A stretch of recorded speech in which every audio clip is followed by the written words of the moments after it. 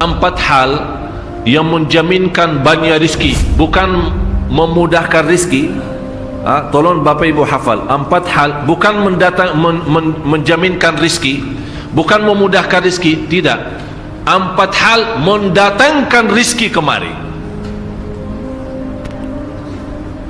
Dan empat hal bukan Allah kasih kemudahan berarti kita berjalan mencari rizki Allah kasih, tidak. Bukan dikasih kemudahan, tapi di mana saja kita ada, posisi kita di mana saja, Allah datangkan rizki kepada kita. Yang pertama, qiyamul lail, salat malam. Yang kedua, berbanyak istighfar waktu sahur. Kalau anda tidak salat malam, jangan tinggalkan istighfar waktu sahur. Waktu sahur kapan? Kira-kira 30 menit sebelum azan. Disitulah Allah sendiri memuji, Allah bangga dan senang terhadap orang yang sahur. Sampai ulama berkata, tidak ada ibadah yang terbaik di waktu sahur selain istighfar. Jadi boleh baca Quran, boleh salat malam, boleh zikir, boleh apapun, tapi yang terbaik istighfar. Fokus hanya istighfar. Astaghfirullah wa atubu ilaih, termasuk istighfar Allahumma anta rabbi la ilaha illa ant, yang Bapak Ibu tahu sayyidul istighfar, yang terutama, yang paling luar biasa. Allahumma anta rabbi la ilaha illa anta khalaqtani wa ana abduka wa ana ala ahdika wa wa'dika mastata'at a'udhu bika min syarri ma sana'at abu'u laka bi ni'matika alayya wa abu'u bi dhanbi faghfirli fa innahu la yaghfiru dhunuba. Ya Allah, kalau kita fahami doa ini luar biasa. Oleh karena itu kata Rasulullah, barang siapa yang membaca sayyidul istighfar, kemudian di malam hari dengan keyakinan dia meninggal habis baca istighfar, masuk surga. Masuk surga. Berarti ini salah satu doa yang menjaminkan dengan mudah masuk surga. Jadi empat hal yang mendatangkan rizki, bukan kita mencarinya, dia yang datang kemari. Apalagi saat mencari lebih mudah. Qiyamul lail, salat malam. Tapi dalam bahasa, mohon maaf Bapak Ibu, dalam bahasa Arab disebut qiyamul lail, bukan salat. Tapi kalau diterjemahkan dalam bahasa kita salat. Tapi kenapa di situ qiyamul lail? Diberikan qiyamul lail, qiyam artinya berdiri, berarti lama. Saking lama berdiri dikaitkan jadi qiyamul lail. Qumil laila ya ayyuhal muzammil. Apa terus? Qumil lail, berdirilah saat malam.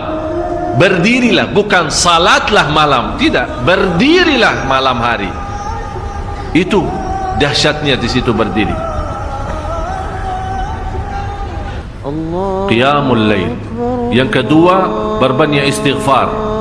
Yang ketiga, berbanyak sedekah. Sebenarnya bukan istilah berbanyak sedekah. Kadang-kadang orang bersedekah 100 juta, udah saya sudah bersedekah 100 juta. Bukan itu.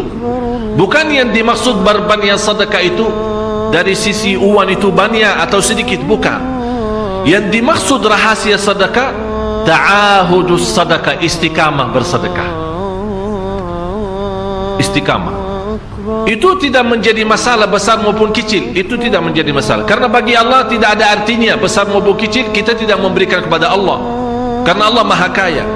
Tapi rahasia sedekah itu kita terus menerus sedekah, siang, pagi, malam, siang, pagi, malam, pagi, besok, terus minggu depan, tidak pernah berhenti. Setiap ada kesempatan selalu kita membawa sedekah. Itu namanya ta'ahudus sedekah. Ta'ahud kalau dalam bahasa sebuah janjian, seolah-olah kita ada kontrak kerjasama antara diri dan apa? Dengan sedekah. Itu kata ta'ahud, ahad, berjanjian. Saya berjanji, seolah-olah ada berjanjian antara kita dalam sedekah. Jadi tidak boleh terlepas dari berjanjian, seolah-olah kita menghormati berjanjian. Bagaimana menghormati? Kita terus kerjasama. Kita beri, Allah ganti berkah sedekah. Kita beri lagi, Allah ganti masih terus. Kita beri, masih Allah terus ganti. Itulah dahsyatnya sedekah. Jadi Bapak Ibu, jangan nunggu hari tertentu, bulan tertentu, malam tertentu kita bersedekah. Jangan. Setiap kita merasa ada berita baik, ada berita maupun ada berita buruk yang menyakiti perasaan kita di rumah tangga kita, anak kita, suami kita, istri kita, apapun, langsung segera sedekah. Disitulah rahasianya.